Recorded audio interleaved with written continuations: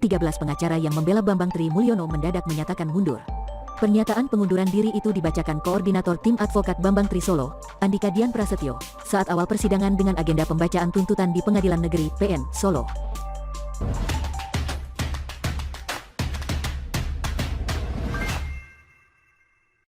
Ngenes.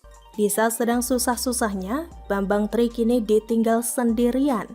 Ditulis oleh Ferry Patli di siwar.com.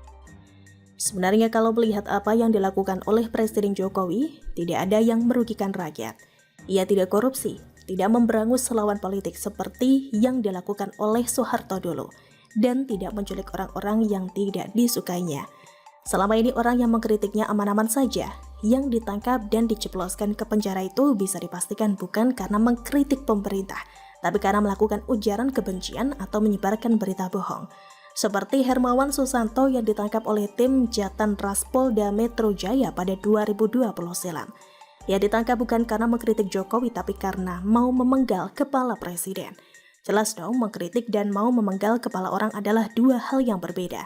Jangankan mengancam mau memenggal kepala presiden, mengancam hendak memenggal kepala tetangga saja bisa masuk penjara, yakni melanggar KUHP pasal 369 ayat 1, bagi pelaku pengancaman bisa dipidana penjara paling lama 4 tahun dan melanggar Undang-Undang ITE nomor 19 tahun 2016 pasal 45B yang berbunyi, setiap orang yang dengan sengaja mengirimkan informasi elektronik yang berisi ancaman kekerasan atau menakut-nakuti yang ditujukan secara pribadi, dipidana dengan pidana penjara paling lama 4 tahun atau denda paling banyak 750 juta rupiah.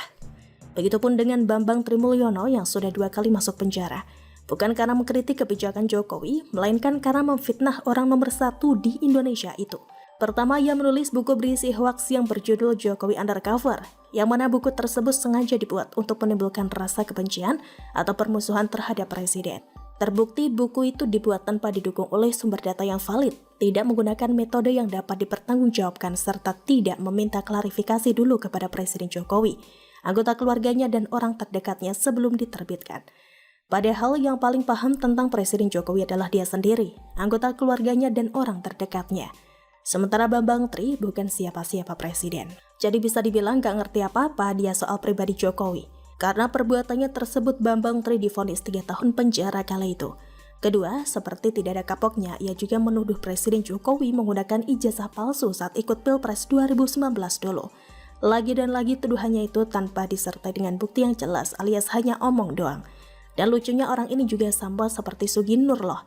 Kalau Suginur putus sekolah kelas 5 SD, sedangkan Bambang Tri tidak menyelesaikan kuliah di jurusan pertanian Universitas Jenderal Sudirman atau UNSUD. Kuliah saja gak selesai tapi sibuk ngurusin ijazah orang. Pengen ketawa tapi takut dimarahin Egy Sujana. Ngerinya, meskipun tuduhannya tersebut tanpa bukti, Bambang Tri ini berani bersumpah kala itu. Ia melakukan sumpah mubahalah dengan dipandu oleh Gus palsu Suginur. Yang prosesi sumpah tersebut kemudian diunggah di akun YouTube Gus Nur 13 Official.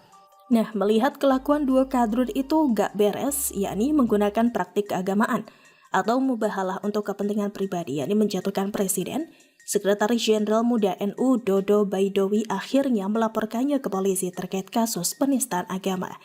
Hingga pada Oktober 2022 silam, Bambang Tri ditangkap dan ditetapkan sebagai tersangka kasus penistaan agama. Setelah polisi melakukan pendalaman, ternyata saudara kandung Bambang Sadono tersebut tidak hanya melakukan penistaan agama, tapi ia juga melakukan ujaran kebencian dan menyebarkan berita bohong. Nah, posisi Bambang Tri saat ini bisa dibilang sedang susah-susahnya. Pasalnya, ia tidak bisa lagi memenuhi kebutuhan istri dan anak-anaknya lantaran mendekam di balik jeruji besi. Apalagi Bambang Tri juga bakal lebaran di penjara. Gak kebayang bagaimana anak istrinya harus menerima kenyataan seperti itu. Di saat anak-anak yang lain bisa bersama ayahnya di hari raya, sedangkan anak Bambang Tri tidak. Kemudian beberapa hari yang lalu, si orang jahat ini dituntut 10 tahun penjara loh oleh JPU. Alasannya karena dia merupakan residivis atau pelaku kejahatan berulang-ulang, memberikan keterangan berbelit-belit dan tidak menyesali perbuatannya. Sedangkan hal yang meringankan menurut jaksa tidak ada sama sekali. Tuntutan jaksa itu tentu akan jadi pertimbangan tersendiri bagi majelis hakim untuk memberikan vonis. Artinya apa? Peluang Bambang Tri untuk mendapat hukuman yang berat terbuka lebar bro. Apalagi yang ia fitnah 2 kali tersebut adalah kepala negara yang selayaknya dihormati. Gak kebayangkan bagaimana beratnya beban hidup yang dialami oleh Bambang Tri sekarang. Bisa jadi beberapa hari ini ia tidak nyenyak tidur dan nafsu makannya berkurang drastis lantaran pikiran yang begitu berkecamuk. Hal ini diperparah dengan dia ditinggal sendirian oleh kawan dan pengacaranya. Jadi beberapa hari yang lalu, semua pengacaranya yang berjumlah 13 orang mengundurkan diri dari membela Bambang Tri. Penyebabnya karena hater Jokowi tersebut gak ada akhlak. Jelas-jelas para advokat itu gak dibayar alias memberikan bantuan hukum secara cuma-cuma. Mereka pula dimarahi oleh Bambang Tri. Kemudian bos para advokat tersebut, Zainal Mustafa, juga dipecat. Hal inilah yang kemudian membuat tim pengacara marah dan mengundurkan diri semua. Naasnya, teman seperjuangan Bambang Tri, Suginur, juga mau meninggalkannya. Penceramah yang minim bekal ilmu agama itu mengatakan yang menuding Jokowi menggunakan ijazah palsu adalah Bambang Tri. Seharusnya yang masuk penjara adalah Bambang Tri sendirian, bukan bareng dirinya. Asik. Memang kalau lagi susah, jangankan teman sendiri dan pengacara, setan aja pura-pura gak kenal. Semoga Bambang Tri bisa sadar pasca keluar dari penjara nanti bahwa tugas utama seorang lelaki itu adalah memenuhi kebutuhan anggota keluarganya, bukan sosokan hendak menjatuhkan presiden. Bagaimana Sebanyak menurut 13 Anda? pengacara yang di Patung Kuda Arjuna Wiksi tersebut dihadiri oleh Front Persaudaraan Islam atau FPI, PA 212, Gerakan Nasional Pengawal Fatwa, GNPF, ulama dan sejumlah ormas lainnya. Dalam aksi tersebut, sejumlah massa membawa spanduk bertuliskan narasi tolak kedatangan timnas Israel U20 ke Indonesia. Selain itu, massa juga tampak membawa poster besar yang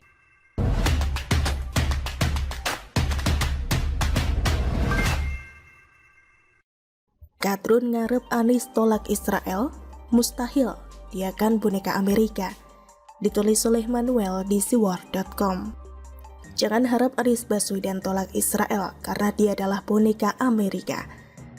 Kita tahu bahwa Amerika adalah negara yang memiliki banyak sekali intrik politik dengan Indonesia sejak zaman awal-awal kemerdekaan. Kita tahu ada kepentingan ekonomi dari Amerika yang bukan negara penghasil sumber daya alam. Amerika mendekati negara-negara berkembang yang merupakan penghasil sumber daya alam terbesar.